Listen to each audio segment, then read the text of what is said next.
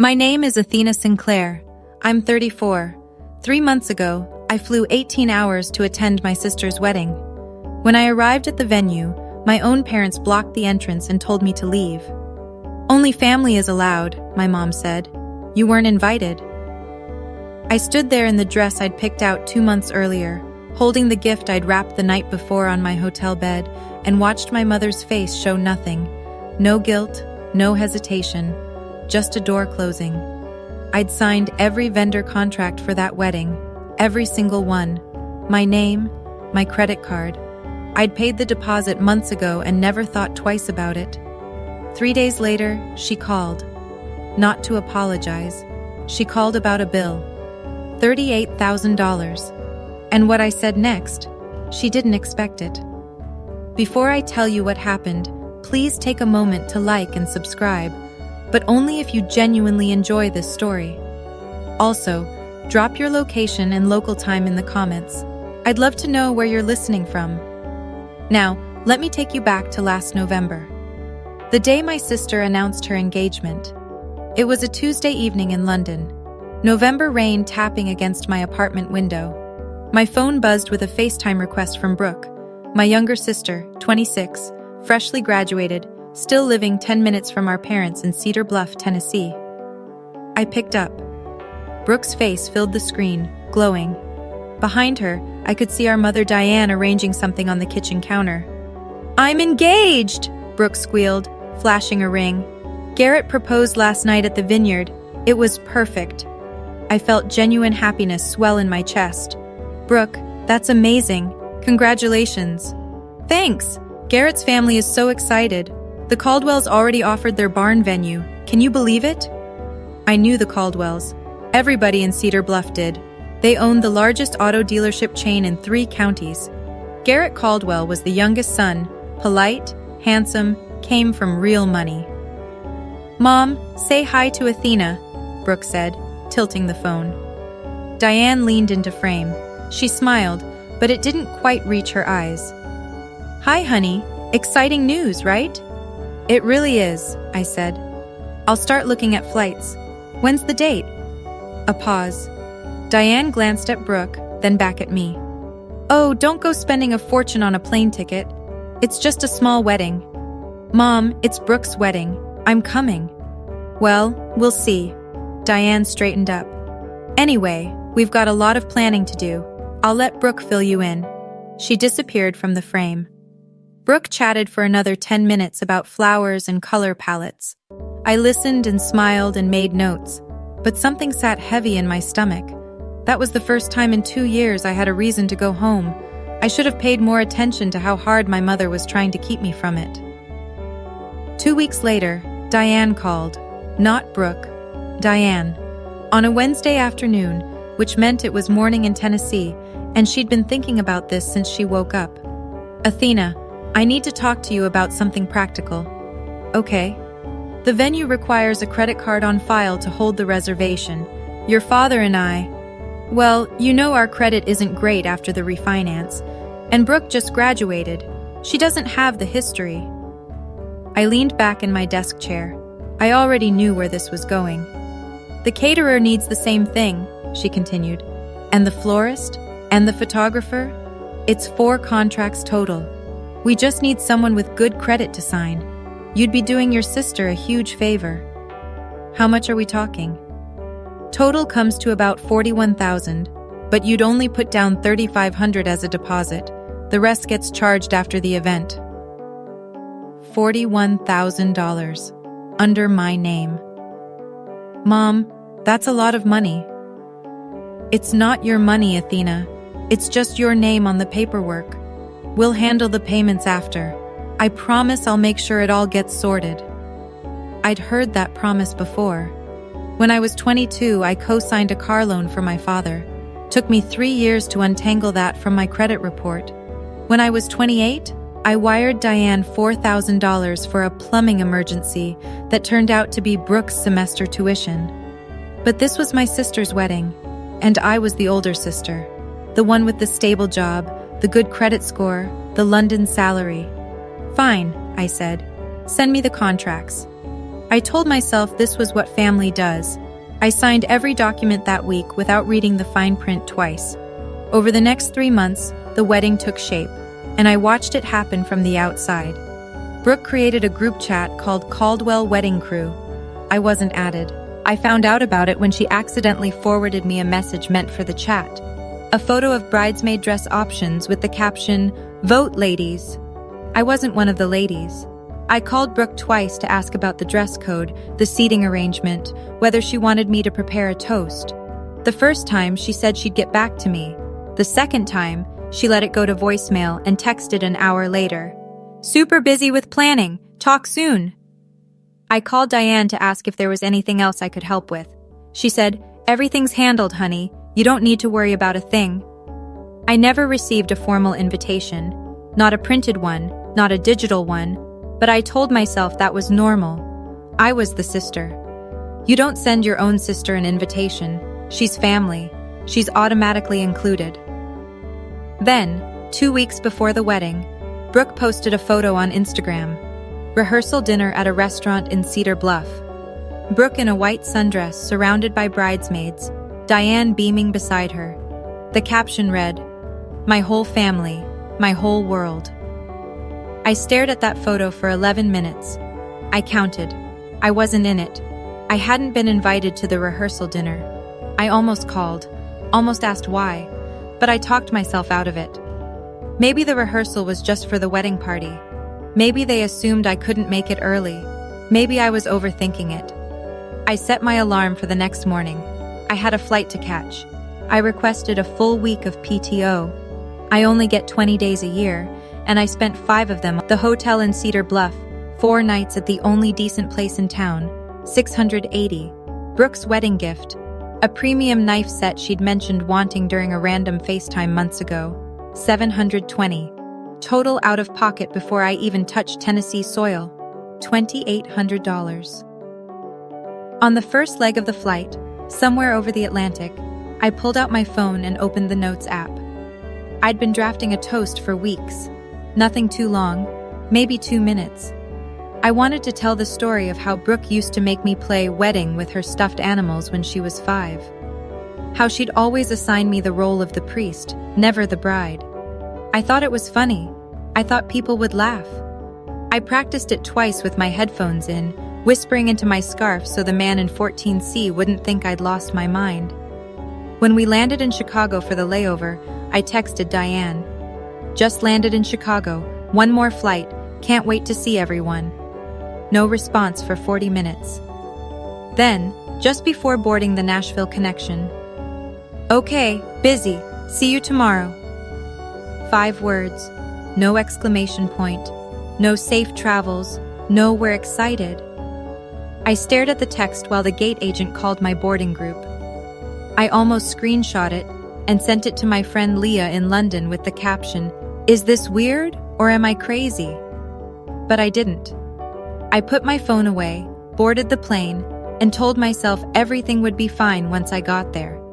18 hours of travel, 5 words back. I checked into the Magnolia Inn at 9:30 on a Friday night. The woman at the front desk smiled and asked if I was in town for the Caldwell Sinclair wedding. Apparently, the whole town knew about it. I said yes. She said, "How lovely. You must be a friend of the family." I said, "Something like that." The room was small but clean. I hung my dress in the closet, a deep navy number I'd found at a boutique in Covent Garden. I set the wrapped knife set on the desk, propped my phone against the lamp, and called Brooke. It rang 4 times and went to voicemail. I texted Diane. "Checked in. What time should I arrive at the venue tomorrow?" 1 hour later. "Ceremony 2 p.m. That was it. No, come early. No, let's grab breakfast first. No, your father wants to see you." I sat on the edge of the bed and looked at myself in the mirror across the room. I'd flown 18 hours. I'd spent nearly $3,000. I'd signed $41,000 in contracts. And my mother couldn't give me more than 2 words and a time. The last time I'd been in Tennessee was 2 years ago, for my grandmother's funeral. Diane barely spoke to me then either. She spent the entire service whispering to Brooke and greeting neighbors. At the reception afterward, someone asked Diane how many children she had. She said, "Just the one, Brooke." I was standing 6 feet away, holding a plate of potato salad. I ironed my dress that night like I was preparing for a job interview, which, in a way, I was. I was auditioning to be part of my own family. I set the alarm for 8 and turned off the light. I couldn't sleep. The Magnolia Inn had thin walls, and the couple next door was watching a game show at full volume. But it wasn't the noise keeping me awake, it was the math. $2,800 for this trip. $38,000 still pending on my credit card. 6 years of sending money home every time Diane called with a new crisis. The water heater, Brooke's car insurance, the property tax shortfall. I never added it all up. I was afraid to. But lying there in the dark, I did something worse. I added up the other thing. The calls that never came. The birthdays where Diane texted HBD at 11 p.m.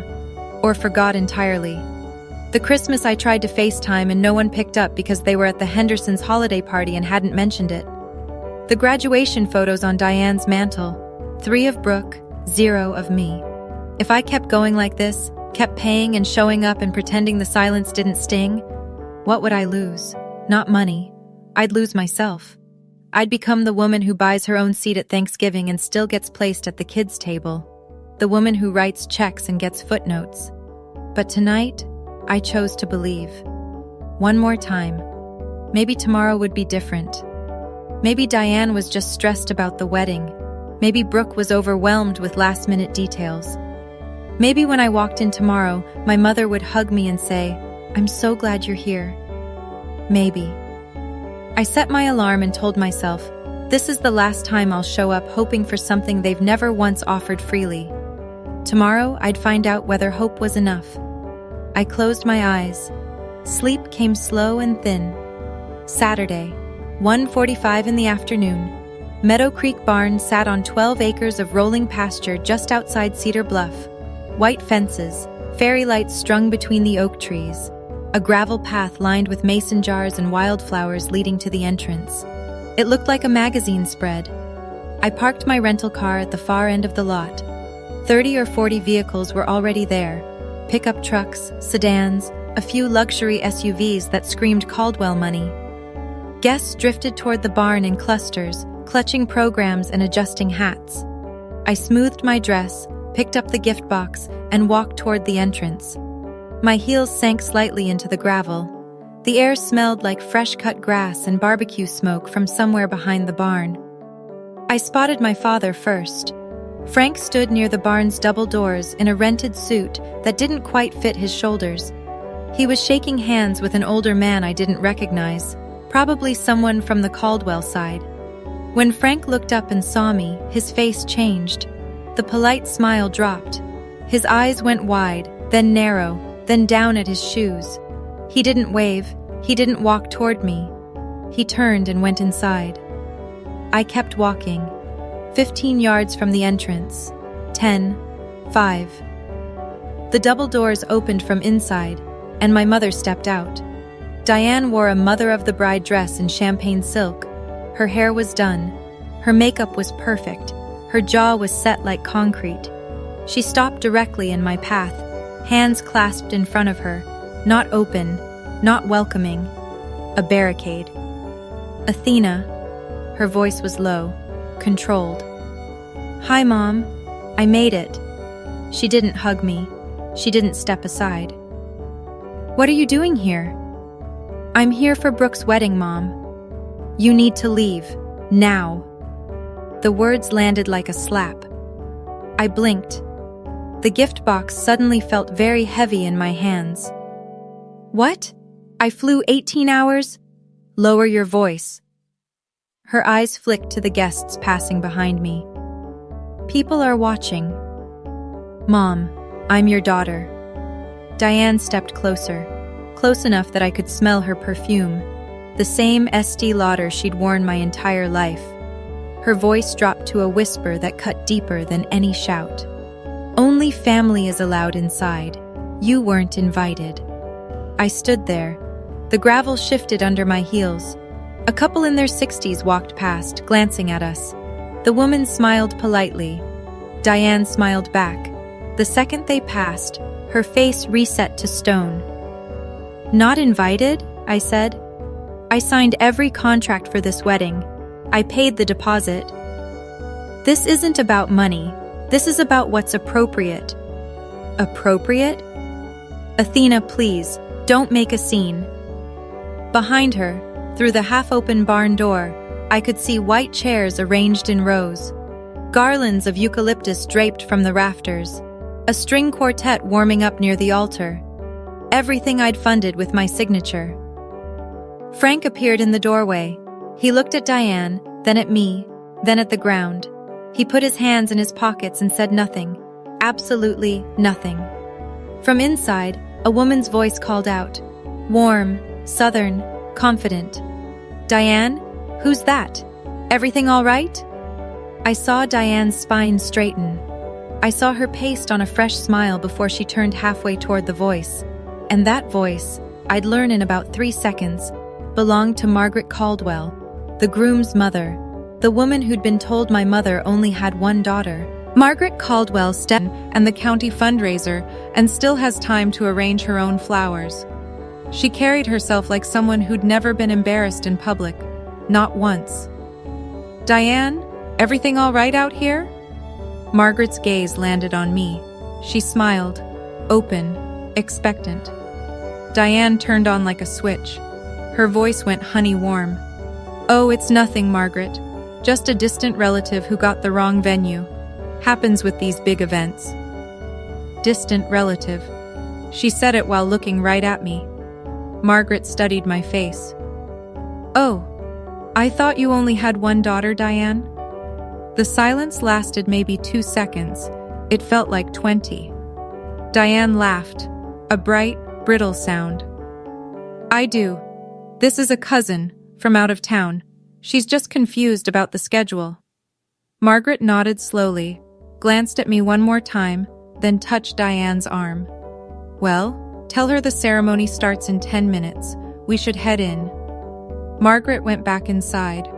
The barn doors swung gently behind her. I looked at my mother. She looked at me. In her eyes there was no guilt, no shame, no flicker of, "I'm sorry, I had no choice." Just fear. Raw, cornered animal fear, the kind that comes when a lie you've been feeding for months is about to choke you. "A cousin," I said. "Athena, please. You told them you only have one daughter. It's complicated. You wouldn't understand. How long? How long have you been telling people I don't exist?" She didn't answer. She glanced toward the parking lot, willing me to disappear. That was when I understood. She didn't forget to invite me. She erased me, and she'd been doing it for years.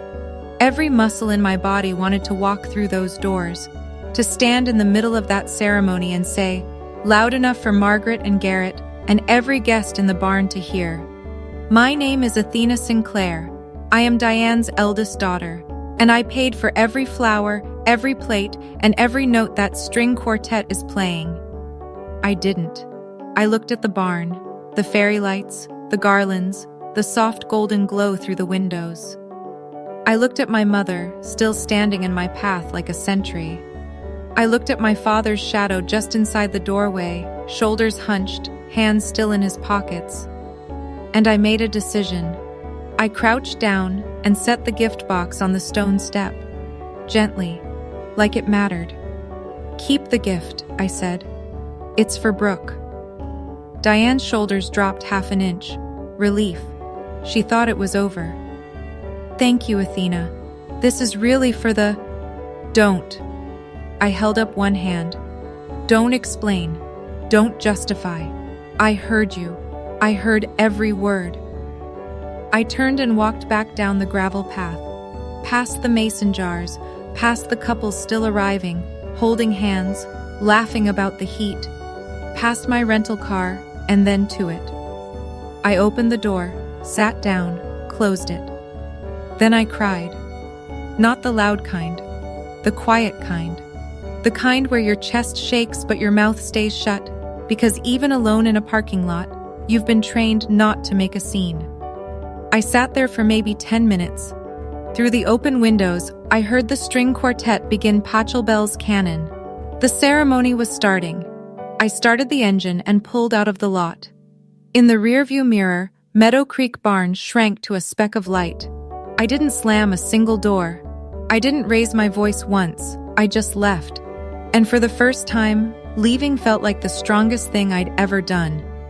Now, I know a lot of you are thinking, Athena, why didn't you just say it? Right there in front of everyone? Trust me, I asked myself that the entire drive back to the hotel. But let me ask you something. If your mother looked you dead in the eye and called you a cousin in front of a stranger, what would you do? Drop your answer in the comments. And if this story is hitting close to something real for you, hit that like button. It helps more than you know. Now, back to the story. I drove back to the Magnolia Inn on autopilot. The roads were empty. Everyone in Cedar Bluff was at the wedding, apparently. Inside my room, I kicked off my heels and sat on the bed, still in my dress, mascara smudged, hands shaking. The toast I'd written was still open in my notes app. I closed it without reading it. Then I opened my laptop. 4 emails sat in my inbox from the past 2 weeks. Confirmations from vendors, addressed to me as the contract holder. I'd skimmed them when they arrived. Now I read every word. Meadow Creek Barn, contract holder, Athena Sinclair.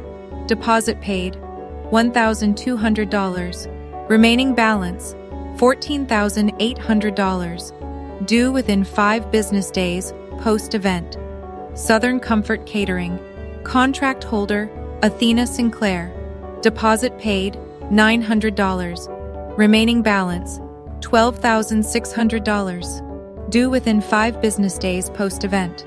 Bluebonnet Floral Design. Contract holder, Athena Sinclair. Deposit paid, $800. Remaining balance, $6,200. Whitaker Photography. Contract holder, Athena Sinclair. Deposit paid, $600. Remaining balance, $4,400. I scrolled through each one. My name, my card number, my signature, scanned and attached in PDF. Every single contract structured the same way. Deposit up front, balance due after the event. Total deposits already paid, $3,500, gone. Total outstanding balance, $38,000. I closed the laptop, sat still. The barn was probably mid-reception by now. Toasts being made, Diane hugging Brooke, Garrett spinning his bride on the dance floor, the Caldwells clinking glasses with their new in-laws. All of it happening under contracts signed by someone they'd just called a cousin. I didn't make any calls that night. I didn't fire off any emails. I just sat on that hotel bed and let the numbers repeat in my head. $38,000, my name, their party. My phone rang at 9:47 that night. The caller ID read, Aunt Ruth. Ruth Mercer, my mother's older sister, 62, retired school principal. The kind of woman who says exactly what she thinks and has never once apologized for it. Diane called her difficult. Everyone else called her honest. Athena, where are you? I didn't see you at the wedding. I was there, Aunt Ruth. I just didn't make it inside.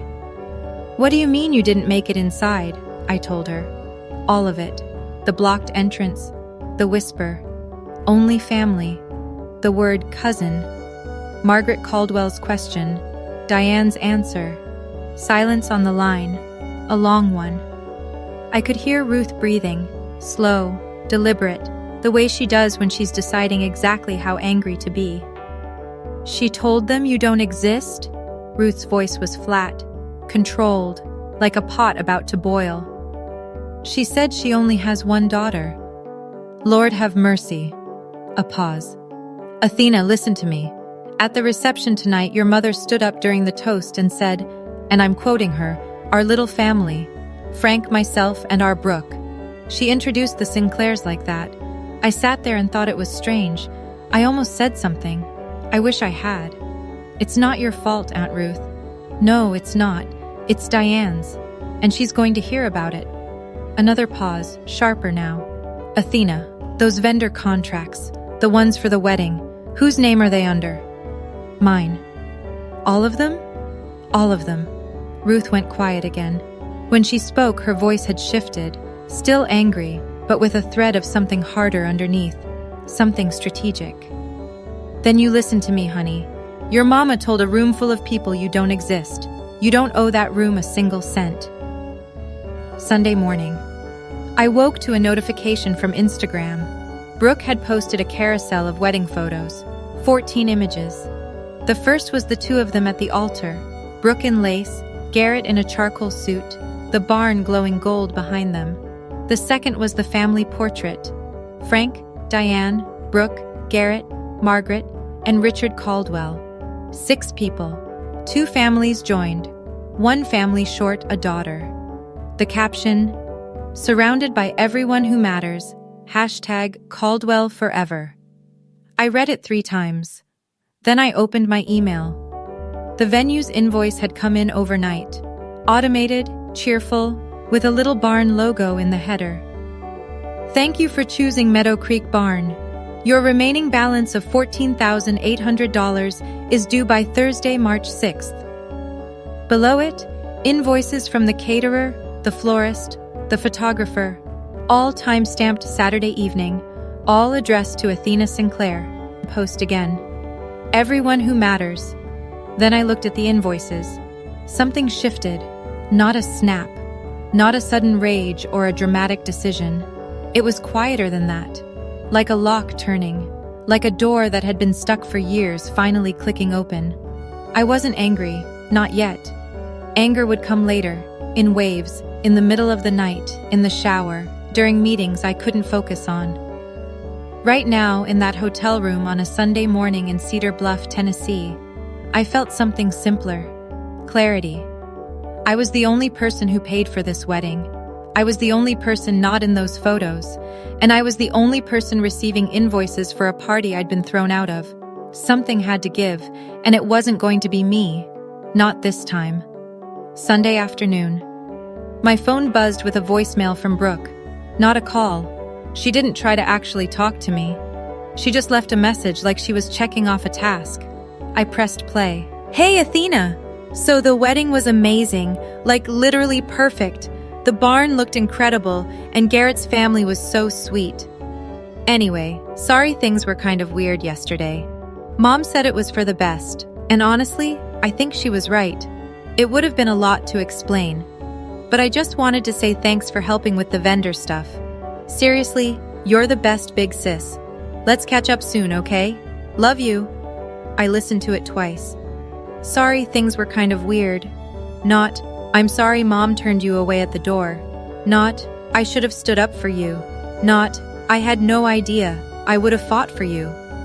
Mom said it was for the best. Brooke knew. She knew before the wedding. She knew Diane was going to turn me away, and she signed off on it. She probably helped plan it. And then that last line, "You're the best big sis."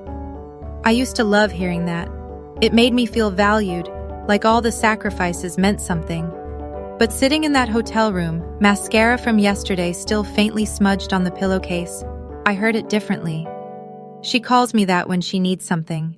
Only when she needs something. I didn't call her back. I didn't text. I set my phone face down on the nightstand and stared at the ceiling.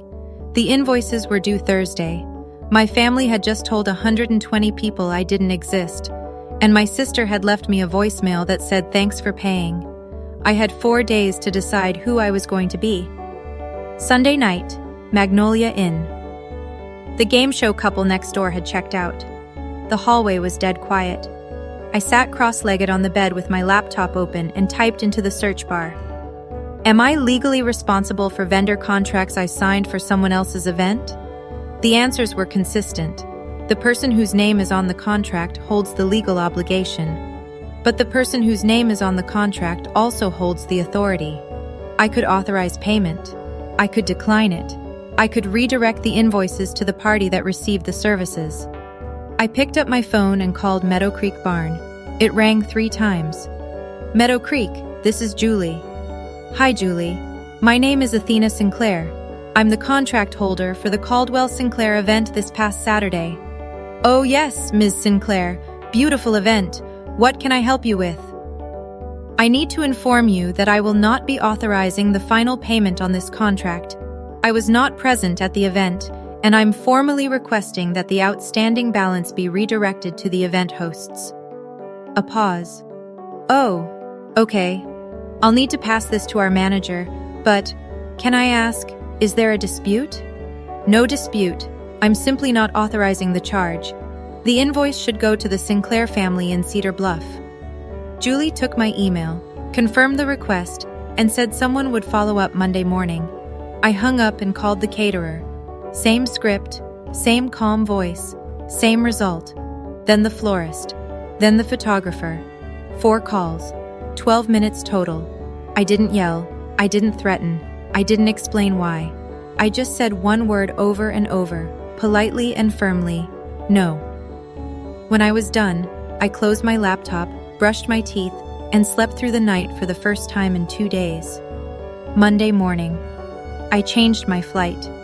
Instead of staying through Wednesday like I'd planned, I booked the first available seat back to London. A 6 a.m. departure through Atlanta. I packed in 10 minutes. Checked out of the Magnolia Inn before dawn. The same front desk woman was on shift. She smiled and asked, "How was the wedding?" "Memorable," I said. The drive to Nashville took 2 hours.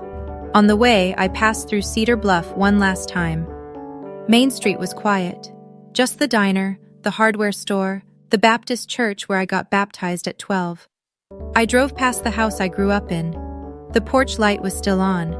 I could picture what was happening inside. Diane at the kitchen table with coffee, still high on the reception. Frank reading the paper. The house full of leftover wedding cake and congratulations cards. My name not mentioned once. When I was 10, Diane told me, "Athena, you're the big sister. You have to be strong for Brooke." I'd been strong. For 24 years. I'd been strong through Brooke's childhood illness, the meningitis scare that reshaped our entire family dynamic. I'd been strong through every financial crisis, every unanswered call, every holiday I spent alone in London pretending the time difference was the reason, not the distance. I turned onto the highway and didn't look back. 18 hours later, I landed at Heathrow. Gray sky, drizzle, the most beautiful weather I'd ever seen. I turned on my phone in the arrivals hall. No missed calls, no texts. Nobody in Cedar Bluff had noticed I was gone or cared enough to check. But they'd notice soon. The vendors would start making calls by Tuesday. The invoices would land by Wednesday, and then my phone would ring. I was sure of that. Tuesday, 3 p.m. London time, 9 a.m. Tennessee. My phone rang. Mom on the screen. I let it ring 3 times. Then I picked up. "Athena, hi honey." Sweet, light, the voice she uses when she wants something. "How was your flight back?" "Fine." "Good, good. Listen, I just got the strangest call from the venue. They said you removed your payment authorization? The bill is $38,000. How do we handle this?" "We don't handle it, Mom. You handle it." A beat of silence. "Excuse me?" "I removed my authorization because I'm not responsible for an event I wasn't invited to." "Athena, don't be dramatic. You know this was just a misunderstanding. We can talk about it." "You told Margaret Caldwell I was a distant relative. You told her you only have one daughter. That's not a misunderstanding, Mom. That's a choice." Longer silence now. I could hear her breathing change, the sweetness evaporating. "After everything I've done for you," she said, "this is how you repay me? You raised me. I'm grateful for that. But you also stood in front of your daughter and told a stranger she doesn't exist. Those 2 things can both be true. You're blowing this out of proportion. $38,000, that's the proportion. Your father is stressed, his blood pressure. If something happens to him, that's on you. Dad stood right there and said nothing. He made his choice too." Silence. I could hear her swallow. "You said I wasn't family," I said. So the family's bill is the family's responsibility. The line went dead. She hung up. No goodbye, no argument, just a click and silence. I set my phone on the kitchen counter and stared at it. My hands were steady. My heartbeat was normal. And the apartment was quiet. Really, genuinely quiet. For the first time in months. She called back 40 minutes later. Different tone this time. No honey, no sweetness. Full throttle. Do you have any idea what you've done? Yes. The venue is calling me. The caterer is calling me. I'm getting invoices forwarded to my email with your name crossed out and mine written in. Do you know how humiliating that is? I imagine it's about as humiliating as being called a cousin at your own sister's wedding. That is not the same thing. You're right. Yours cost $38,000. I raised you. I fed you. I drove Athena. You want to play this game? I'll tell everyone. I'll tell the whole town what kind of daughter abandons her family over money. Go ahead. I'd rather be the daughter you badmouth than the daughter you pretend doesn't exist. That stopped her. I heard her pull in a breath, sharp, involuntary, like she'd walked into cold water. You don't mean that, she said, quieter now. I do. Another long pause, then the final weapon, the one she always keeps in reserve. Your father could have a heart attack over this. If he ends up in the hospital, that blood is on your hands. There it was, the trump card, Dad's health, the guilt grenade. She'd thrown it at me when I moved to London, when I skipped Thanksgiving, when I stopped sending money without being asked. Dad's health is between him and his doctor, I said, not me and my credit card. She hung up again. This time, I didn't stare at the phone. I put the kettle on and made a cup of tea. By Wednesday, Diane had activated what I call the family phone tree. Every branch, every twig.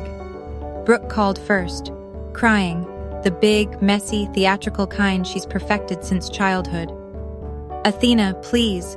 Garrett and I just got married. We don't have $38,000. If you don't pay, we have to. We're starting our lives together and you're ruining it. Brooke, did you know Mom told the Caldwells I don't exist? A sniffle. A pause. I mean, she said it would be easier that way. With the Caldwells, you know, they're traditional, and having a daughter overseas who's not married and easier. It wasn't personal, Athena. It was just simpler. You knew before the wedding. I didn't think they'd actually turn you away. But you didn't stop them. Silence. More sniffling. Then, can we please just focus on the bill? Garrett's parents are asking questions. Then maybe it's time someone gave them honest answers. She hung up. Frank called that afternoon. My father almost never calls. He emails once in a while, short, factual messages about weather or football scores. Hearing his voice on the phone felt strange, like picking up an old tool you'd forgotten you owned. Athena, your mother is very upset. I know. Can you be flexible on this? For the family? Dad, did you know she told people I'm not your daughter? A long exhale. The sound of a man who spent 35 years choosing the path of least resistance. That's not exactly what happened. Were you there when she called me a distant relative? Right in front of me? Nothing. Then, very quietly, a click. He hung up. Every single one of them hung up when the questions got real. I was starting to see a pattern, and it looked a lot like a family that preferred silence to truth. Aunt Ruth didn't wait for permission. She never has.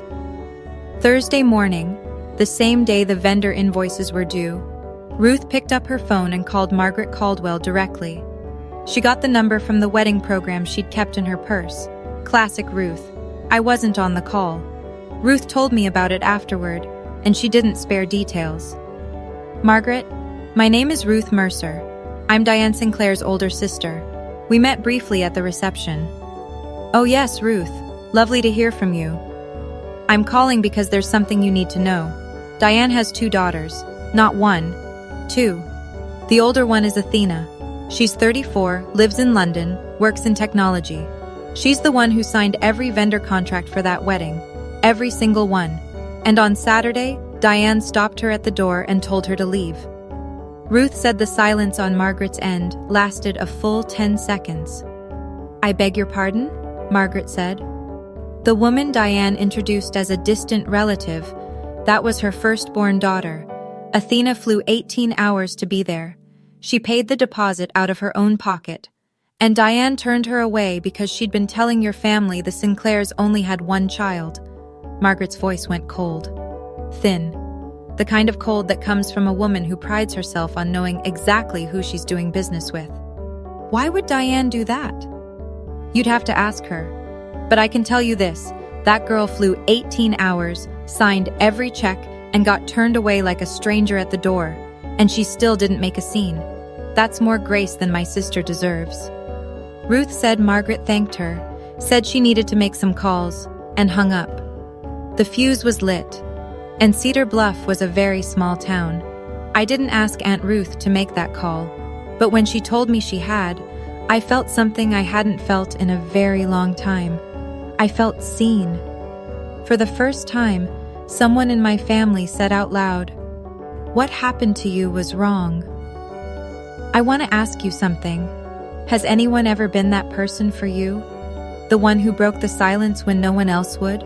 Or are you still waiting? Tell me in the comments, and subscribe if you want to hear how this ends. Back to the story. Thursday afternoon, I sat at my desk in my London apartment with a fresh cup of Earl Grey and systematically closed every open account. I emailed each vendor, Meadow Creek Barn, Southern Comfort Catering, Bluebonnet Floral, Whitaker Photography. The message was identical for all four, written with the precision of someone who writes technical documentation for a living. Dear vendor name, this email serves as formal notice that I, Athena Sinclair, the undersigned contract holder, do not authorize any further charges to my credit card on file. I am formally requesting that all outstanding invoices be redirected to the event organizers, the Sinclair family of Cedar Bluff, Tennessee. Please confirm receipt of this notice. Regards, Athena Sinclair. 4 emails, 4 confirmations within the hour. The vendors were polite, professional, and clearly not surprised. Julie from Meadow Creek even replied, "Understood, Ms. Sinclair. We've updated our records." I called my bank next, canceled the card linked to the contracts, ordered a replacement with a new number. $38,000 in outstanding charges would now route directly to the people who'd thrown the party. The deposits, $3,500, were gone. Paid months ago, non-refundable. I accepted that. Combined with my travel costs, the flights, the hotel, the gift, I was out $6,300. I sat with that number, $6,300. The price of learning that I was never going to be enough for them, that no amount of signing, paying, flying, or showing up would earn me a seat at a table they'd built without a chair for me. $6,300. Honestly, it was a bargain. I closed my laptop, rinsed my mug, and went for a walk along the Thames. The river was gray, the air was sharp, and I felt for the first time in years like I owed nothing to anyone. Friday morning, one last thing. I opened a new email. Recipients, Diane Sinclair, Frank Sinclair, Brooke Caldwell. I drafted it once, deleted it, drafted again. Too emotional, deleted. Third attempt, clean, direct, no adjectives I didn't need.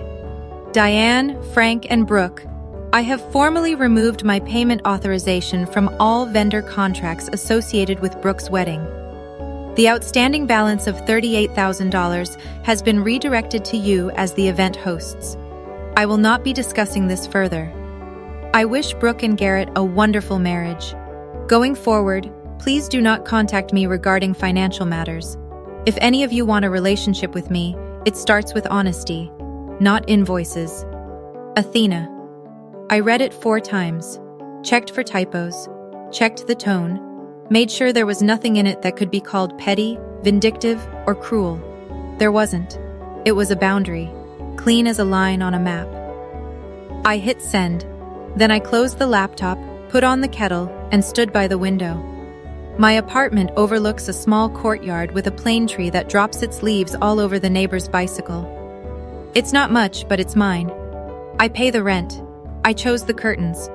Nobody here has ever told me I don't belong. For months, maybe years, I'd been carrying a weight I couldn't name. The constant calculation. Am I doing enough? Am I giving enough? If I send more money, call more often, fly home one more time, will they finally see me? Standing in that kitchen, holding a cup of tea I made for myself in an apartment I earned with work I'm proud of, I felt the weight lift.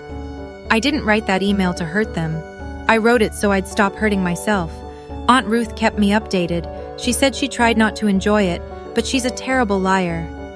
Margaret Caldwell called Diane the same afternoon Ruth dropped the truth. The conversation, relayed to Ruth by a mutual friend who happened to be at Margaret's house when the call was made, went about how you'd expect. "You lied to us, Diane." Margaret's voice was steady, not loud. The Caldwells don't do loud. "You told us you had one daughter. We welcomed your family into ours based on trust. That trust is broken." Diane tried to explain. "It was a private family matter. Athena and I have been estranged." "Estranged? Ruth says your daughter signed every contract for this wedding. That's not estranged. That's exploited." Margaret told Diane that the Caldwells would not be covering the $38,000. "That's between you and your vendors. We didn't sign those contracts. Apparently, neither did you." Garrett confronted Brooke that evening. Ruth got this part from Garrett's cousin, who heard it through the Caldwell grapevine, because Cedar Bluff has exactly one grapevine and everyone's on it. "You have a sister?" Garrett said. "An actual sister? And she paid for our entire wedding? And your mother kicked her out?" Brooke cried. "It's complicated, babe." "It's not complicated, Brooke. It's a lie. Your family lied to my family, on our wedding day." The newlywed taking out a personal loan for the $38,000. The Caldwells helped co-sign, not out of generosity, but because their name was on the event and they didn't want the vendors coming after them. The fairy tale wedding now had a monthly payment attached to it. Cedar Bluff is the kind of town where everyone knows your business by Tuesday and has an opinion about it by Wednesday. By the following week, the story had made its way through the Baptist Church, the diner on Main Street, the PTA network, and the auto dealership waiting room. The details shifted slightly with each retelling, the way they always do. But the core stayed the same. Diane Sinclair hid her eldest daughter, turned her away at the wedding, and then sent her the bill. Bev Henderson, Diane's neighbor of 19 years, stopped her in the church parking lot after Sunday service. "Diane, I had no idea you had two girls. How come I've never met your older daughter?" Diane tried the script she'd been rehearsing. "Athena lives overseas. We're not as close as I'd like. It's a painful subject." Bev nodded slowly. "Ruth tells it a bit different." Diane stopped attending that church. She switched to the Methodist one 2 towns over, where nobody knew the Sinclairs by name. Frank became quieter than usual, which is saying something. He stopped going to the hardware store on Saturdays, stopped sitting on the porch in the evenings. The few people who saw him said he looked like a man carrying something he couldn't put down. Diane blamed Ruth, called her one morning, voice shaking, "You destroyed my family." Ruth's response, as she told me later, was brief. "I didn't expose you, Diane. I just stopped covering for you." Diane hung up. Added Ruth to the list of family members she wasn't speaking to. That list was growing. And the thing Diane had spent years building, the image of a devoted mother with a perfect little family, was crumbling. Not because anyone attacked it. It crumbled because someone finally told the truth. 2 weeks after the wedding. A text from Brooke. Long, rambling. I could almost hear her crying while typing it. "Athena, I'm so sorry about everything. It all got out of control. I didn't know Mom was going to say those things to the Caldwells. I swear. Garrett is furious with me. His parents barely look at me. The loan payments start next month and we're already behind on the apartment deposit. I know this is a lot to ask, but could you maybe cover part of the balance? Even half? I'll pay you back. I promise. You're my sister and I love you and I just need help right now." I read it sitting at my desk during a lunch break, read it again, then a third time, looking for something specific. An apology for turning me away. An acknowledgement that she knew and didn't stop it. A single sentence that said, "What happened to you at the door was wrong." It wasn't there. The whole message was about Brooke's problems. Garrett's anger, the loan, the apartment, the Caldwell's cold shoulders. My pain wasn't mentioned once. It was a crisis update dressed up as an apology. She apologized for the mess, not for the wound. There's a difference. I typed my reply carefully. "Brooke, I'm sorry you're dealing with this. I really am. But I can't help financially. The boundary I set isn't about money. It's about being treated like family. Real family, not the kind that gets erased when it's inconvenient. When you're ready to talk about that, and not invoices, I'm here." I hit send, put my phone in my desk drawer, went back to work. She didn't respond. Not that day, not that week. I wasn't surprised. She'd never known what to do with me when I wasn't giving her something. 1 month after the wedding, an email from Frank. My father doesn't email. He calls once in a blue moon, and when he does, he talks about the weather or the Titans' defensive line. He has never, in my 34 years of life, written me anything longer than a birthday card. So when I saw his name in my inbox with the subject line from Dad, I sat up in my chair. "Athena, I know I should have said something that day at the barn. I didn't. I stood there like a post while your mother handled it, and I didn't open my mouth. I don't have a good reason. I was a coward. That's the truth. Your mother and I are working on the bill with the vendors. We don't need your money. I'm writing because I wanted you to know I'm sorry. I should have walked you inside. I'll carry that. Dad." I read it 5 times. I read it at my desk, on the tube home, and once more sitting on my couch with the lights off. It wasn't perfect. It didn't fix anything. He didn't confront Diane. He didn't demand she apologize. He didn't explain why he'd spent decades choosing peace over his own daughter. But it was honest, and it was the first honest thing anyone in my family had said to me since this started. I didn't reply right away. I needed time. A week later, I wrote back, "Dad, thank you. That means more than you know. I'm not ready to come home or to pretend everything is fine. But I read your email, and I'll keep reading it. Athena." Short, careful, leaving the door open exactly 1 inch. Not wide enough to be walked through, but not locked. He didn't write back. I didn't expect him to, but he'd said it, and I'd heard it. 6 months have passed since that Saturday at Meadow Creek Barn. I got promoted. Senior software engineer at the fintech company I've been with for 4 years. My boss cited leadership under pressure in the review. She didn't know the half of it. I started seeing a therapist, not because of the wedding, because of the 34 years before it. We've been unpacking something she calls functional over-responsibility. The belief that if I perform well enough, sacrifice enough, carry enough, the people I love will finally see me. It's the engine that powered every check I wrote, every flight I booked, every time I said fine when I meant this hurts. I video call Aunt Ruth every other Sunday. She makes coffee, I make tea, and we talk for an hour about everything and nothing. She keeps me updated on Cedar Bluff, not to gossip, but so I'm not blindsided. Diane and Frank have paid off $12,000 of the $38,000. They used a chunk of their retirement savings.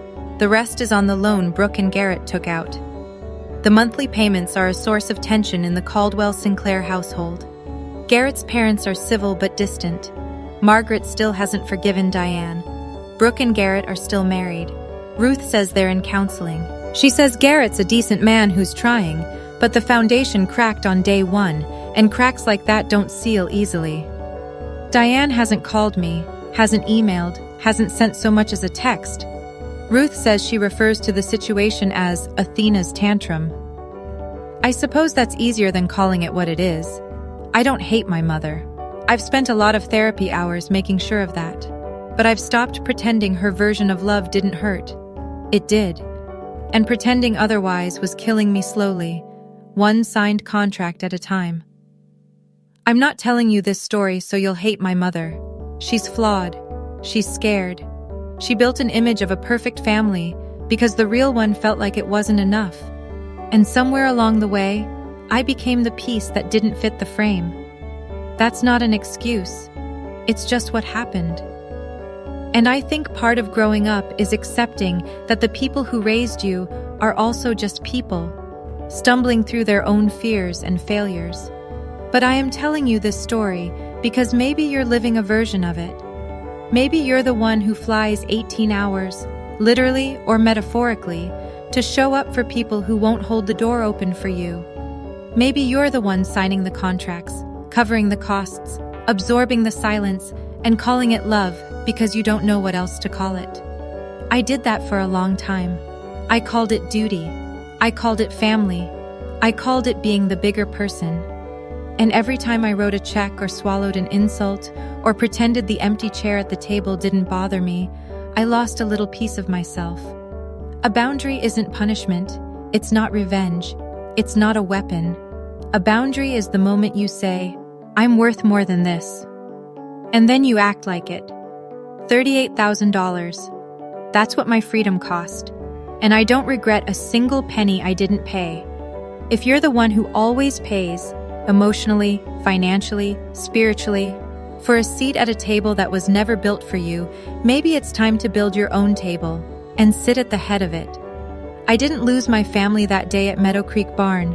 I found myself, and honestly, she was worth the wait. Thank you for staying until the end of this one.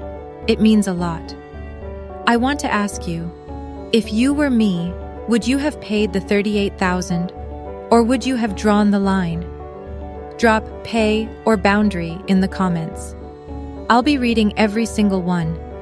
If this story touched something real in you, hit like and subscribe.